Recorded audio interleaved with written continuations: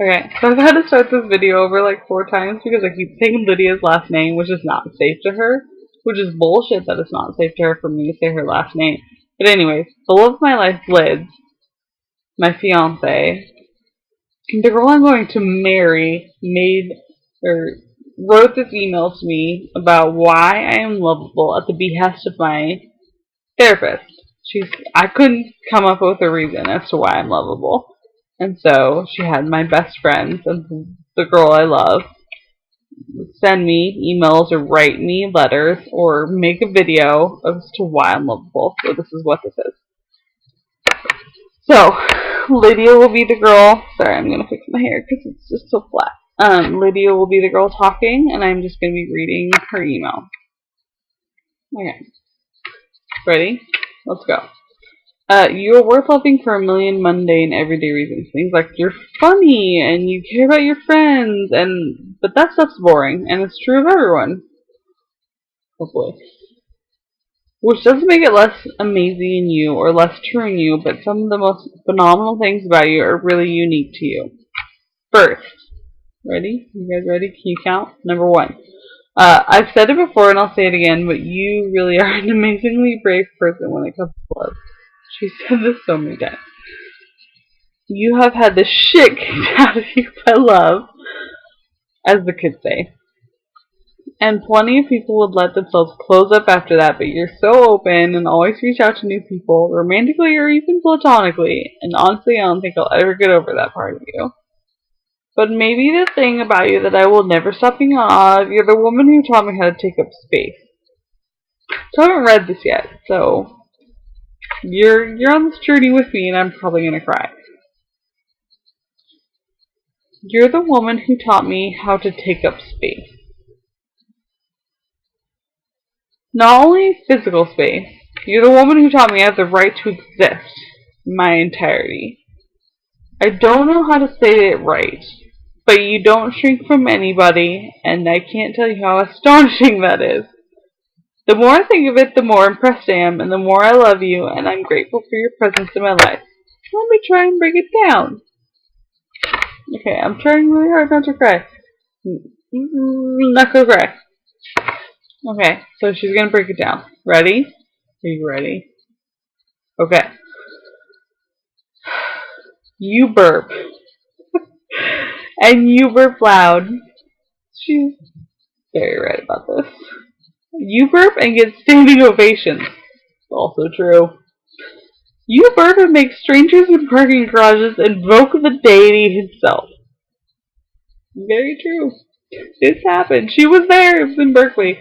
Again, this is all mixed up and I'm not saying it right, so I spent my whole life believing the lie that as a woman I shouldn't have a body. I spend so much of my time ensuring I don't smell/sound/appear to be a human person with a human body because I've listened my whole life to the ews that come up when a woman fart/burp/talk about the period. And then you come along, you amazingly beautiful, phenomenal, and vitally present woman, and you burp! And any fuckers who have a problem with that can fuck right off, because you have a right to be there. God damn, Cait. Do you know how amazing that is? Well, I didn't before, but I don't now. You might not have known how... Okay.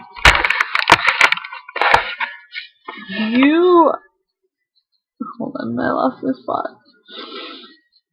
You might not have known how important and bold you are for being a badass lady, and how bold you are for being a badass lady who burps, but I really mean it. Your willingness to live in your body... Sorry, I'm crying. And talk about your body, and refuse to politely pretend you aren't an incorporeal floating thing, I don't even know what we're supposed to be, was so important to me, and is so important to me. I would love you forever for that alone. But Okay, but you're loud.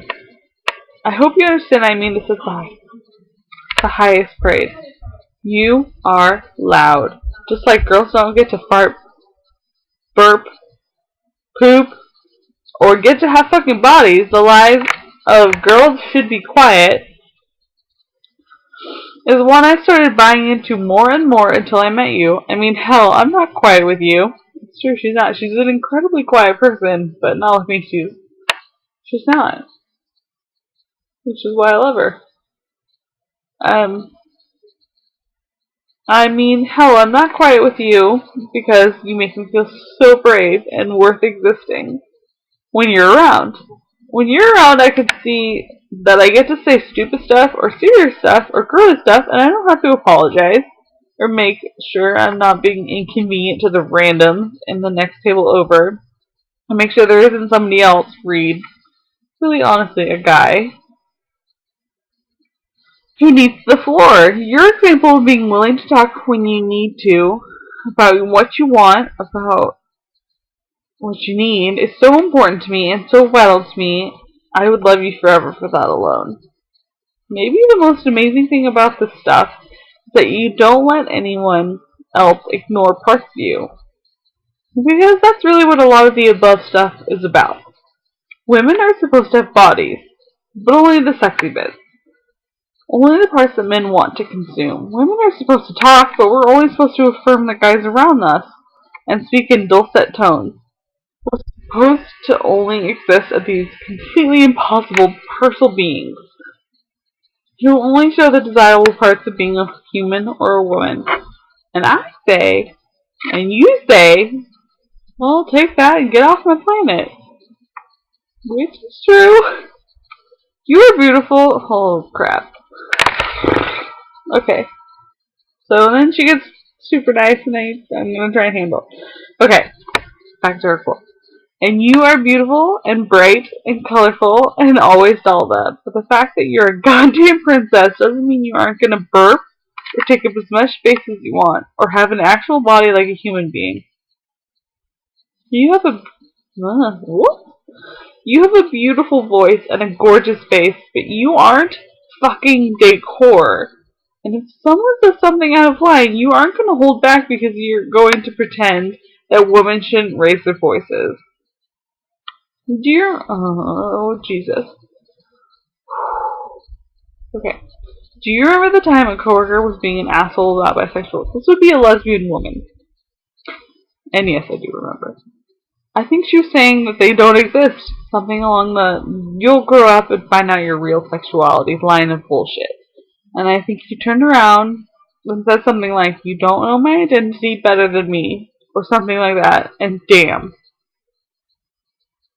I will always have that memory of us in the frozen food aisle of QFC, and you so righteously pissed off that anyone would think that they could pick and choose who and what you are. I'm stunned the shit out of that lesbian, that's for sure. Do you realize how brave that is? As a woman in our world to say, no, here's who I am, and I get to choose all of the parts that contain not you, is to declare war. Everybody thinks they get to pick what will be to them, and to have this amazing, smart, brave, fucking furious fighter of a woman in my life who is willing to go toe-to-toe with anyone over all of that.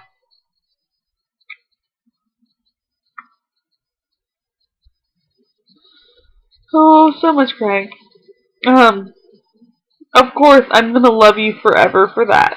You have no idea how important you've been to the woman I am or the woman I'm trying to be. And I want to add, all of this, how strong and amazingly fierce you are, this stuff has definitely made this huge impact on me, and I do love you for all of that, but none of that is wiped away, because of the times you didn't have the strength to fight, or you bought into the things that we're taught to believe about women. I'm not thinking of anything in particular here. I just know that no one can keep swinging forever. And I'm sure you have moments where you don't feel like you have the right to exist.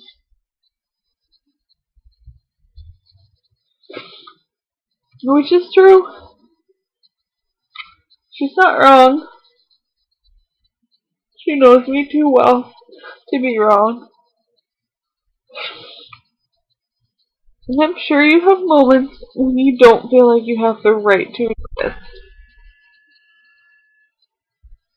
But to me, you are such an inspiration because of the whole complete complex woman that you are.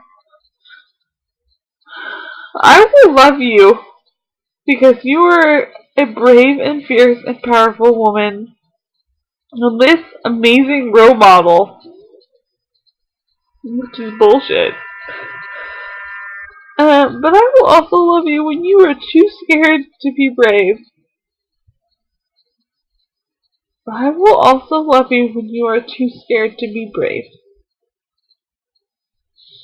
And you haven't got the strength just then to be fierce. And you've been fighting too long to be powerful too. That you have been all these things doesn't mean you have to be them all the time. But all of these things are why I love you and look up to you and am so grateful for you. Or rather, all of the things above are just some of the reasons. There's a lot of reasons, Ladybug, which is her nickname for me, is Ladybug, since we were sophomores in college, so, oh Lord, 6 years ago, she's been calling me Ladybug. Anyways, there are a lot of reasons, Ladybug. You're pretty dang amazing. I love you, Ladybug, heart, heart, heart. So I guess this is some of the reasons I'm lovable. No, fuck that. This is bullshit. This is why I am lovable. I'm worth loving. And you are worth loving. And we can do this, and we can keep fighting. I don't know what to do but cry, and crying's not weak. Crying's okay. So, we're all okay. And we're pretty fucking bad. Love you, Liz.